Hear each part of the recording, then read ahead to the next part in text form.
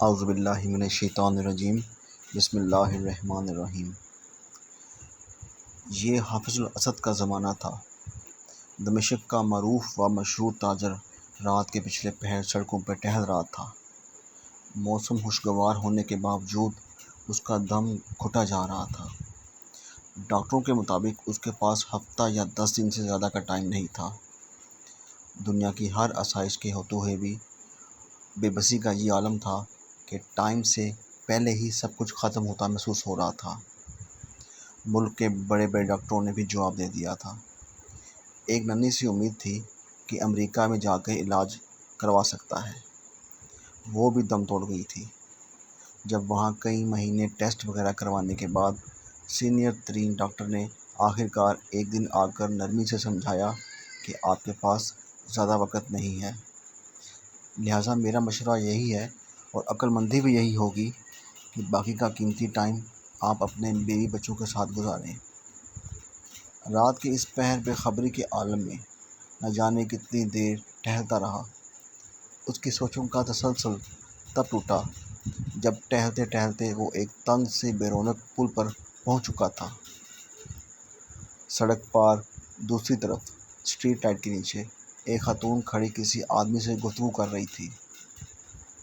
30 سال کی لگ بھگ خاتون کا انداز منت سمجھنے والا تھا، جبکہ بندہ کوئی اوباش قسم کا تھا جو اس کی بات نہیں مان رہا تھا۔ اس کے چلنے کی رفتار خود بخود آہستہ ہو گئی۔ کانوں میں جب آواز کا پہنچنا ہوا تو خاتون کہہ رہی تھی کہ خدا کے لیے مجھے اتنے پیسوں کی ضرورت ہے، بچے بھوکے ہیں، میں تمہارے ساتھ چلنے کے لیے تیار ہوں۔ جبکہ وہ اوباش قسم کا نوجوان اس خاتون کی آدھی قیمت سے بھی کم دینا چاہ رہا تھا، اور یہ کہہ کر کہ تمہاری قیمت اس سے بھی آدھی بنتی ہے، اس سے ٹال مٹول کر رہا تھا اور بھاؤ تاؤ کر کے اس کا ریٹ کم کر رہا تھا۔ استغفر اللہ۔ کندھے اچکاتا ہوا چل پڑا اور خاتون حسد کی نگاہ سے بنی کھڑی رہی۔ وہ تھوڑا آگے جا کر مڑا اور خاتون کی طرف چل دیا۔ اسے نزدیک آتا دیکھ کر خاتون چوکنی ہو گئی، امید بھری نظروں سے قریب آتے ہوئے دیکھنے لگی۔ نزدیک پہنچنے سے پہلے خاتون آگے بڑھی۔ اس کا انداز ایسا تھا جیسے اپنے آپ سے زبردستی کر رہی ہو۔ اس نے قریب پہنچ کر سلام کیا۔ خاتون نے مصنوعی مسکراہٹ کے ساتھ جواب دیا اور ٹٹولتی نظروں سے دیکھا اور تھوڑا قریب ہوتے ہوئے معنی خیز انداز بنا کر پوچھا، کیا موڈ ہے؟ وہ پیچھے ہٹا اور نرمی سے کہا، نہیں ایسی کوئی بات نہیں ہے، دراصل میں نے ابھی گزرتے ہوئے تمہاری اس آدمی کے ساتھ تھوڑی سی گفتگو سنی ہے، مجھے بتاؤ میری بہن تمہارا کیا مسئلہ ہے؟ اس طرح کا پوچھنا تھا کہ خاتون جو کہ مضبوط دکھائی دینے کی کوشش کر رہی تھی یکدم روحان سی ہو گئی۔ بولی، بھائی قسم ہے اس ذات کی جو ہماری گفتگو سن رہا ہے، میں اس ٹائپ کی عورت نہیں ہوں جو اس وقت گھر سے نکل کر سڑک پر کسی کا انتظار کرے، مگر میں بہت مجبوری کے عالم میں اس وقت اس جگہ پہ ہوں۔ اسے لگا کسی نے اس کا دل مٹھی میں لے لیا ہو۔ اس نے مزید نرمی سے کہا، دلوں کا حال تو اللہ ہی جانتا ہے میری بہن، پر مجھے بتاؤ کیا بات ہے؟ خاتون بولی، میں ایک بیوہ عورت ہوں، میرے چھوٹے چھوٹے بچے ہیں، شوہر کو فوت ہوئے سال ہونے کو ہے۔ شروع میں تو پڑوسی رشتہ دار کچھ مدد وغیرہ کر دیتے تھے، پھر آہستہ آہستہ سب نے ہاتھ کھینچ لیا۔ گھر میں راشن نام کی کوئی چیز نہیں ہے، کرایہ دار کا سبب بھی ختم ہو چکا ہے۔ اس نے کل شام تک کی مہلت دی ہے کہ اگر کرایہ نہ دیا تو سامان سمیت گھر سے باہر نکال دے گا۔ میرے پاس اب کوئی چارہ نہیں رہا سوائے اس کے کہ میں اپنے آپ کو… یہ کہتے ہوئے اس کی آواز بیٹھ گئی۔ اس نے بھی جلدی سے دوسری طرف مڑ کر بہانے سے اپنے آنسو صاف کیے، پھر مڑ کر جلدی سے بولا، بس بس ٹھیک ہے بہن کوئی بات نہیں، اور اپنی جیبوں میں ہاتھ ڈالے تو پتہ چلا کہ جیبوں میں جو رقم ہے وہ نہ ہونے کے برابر ہے، کیونکہ جس عالم میں وہ نکلا تھا اسے تو ہوش ہی نہیں تھا۔ اس نے خاتون سے کہا، فی الحال یہ رکھو اور مجھے اپنا ایڈریس بتاؤ۔ فکر کرنے کی کوئی ضرورت نہیں، اپنے گھر جاؤ، انشاءاللہ سب ٹھیک ہو جائے گا۔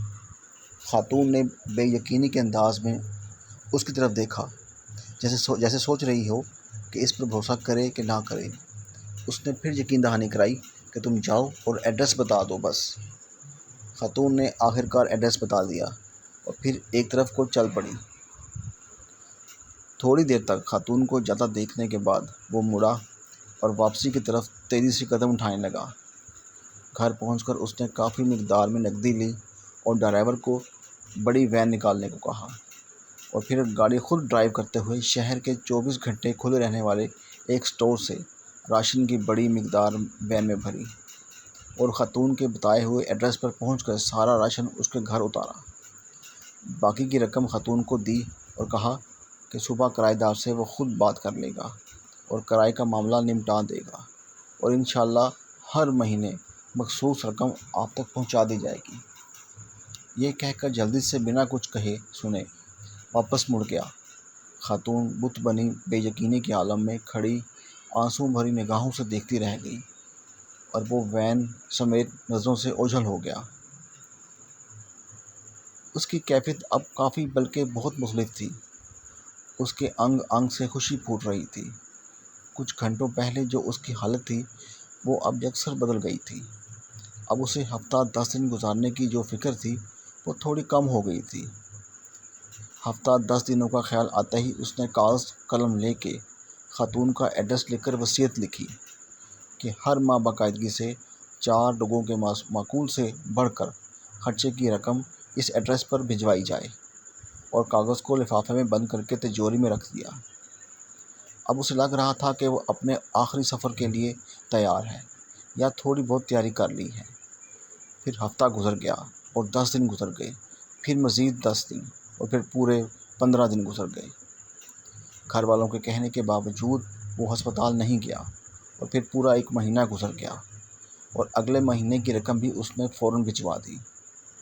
پھر ایسے ایک مہینہ کرتے کرتے پورا سال گزر گیا اور وہ معقول کے مطابق رقم بھجواتا رہا۔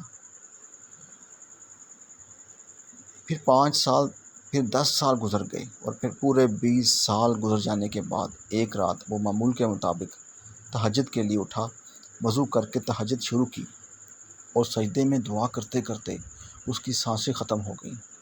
اس جہان فانی سے سجدے کی حالت میں رخصت ہو گیا۔ یہ سچا واقعہ ابھی یہاں ختم نہیں ہوا، اصل خلاصہ تو اب آنا ہے، ذرا غور سے سنیے گا۔ گھر والے جب صبح اٹھے تو اس کو سجدے کی حالت میں مردہ پایا۔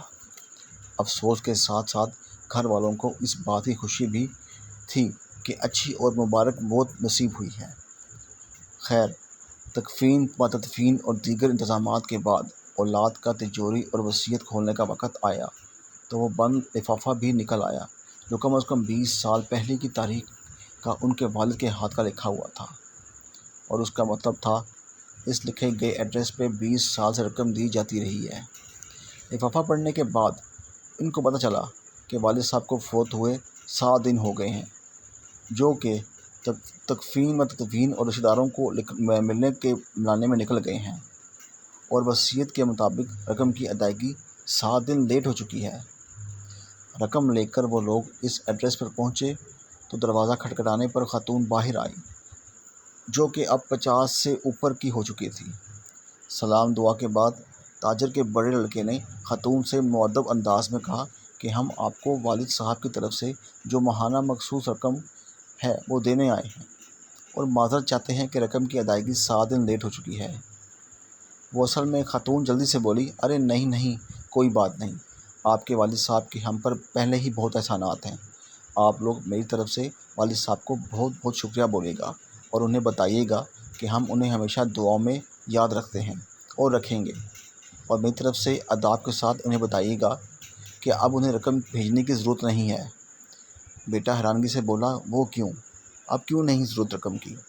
خاتون نے خوشی کے آنسوں میں ملی آواز میں جواب دیا کہ اللہ کے فضل سے مہینہ پہلے میرے بڑے بیٹے کی ملازمت لگی ہے اور 7 دن پہلے ہی بیٹے کو اس کی پہلی تنخواہ ملی ہے۔ خاتون روانی میں پتہ نہیں کیا کیا بولے جا رہی تھی، جبکہ لڑکوں کے کانوں میں خاتون کا یہی جملہ اٹک کر رہ گیا کہ 7 دن پہلے ہی میرے بیٹے کو اس کی پہلی تنخواہ ملی ہے، 7 دن پہلے ہی میرے بیٹے کو اس کی پہلی تنخواہ ملی ہے۔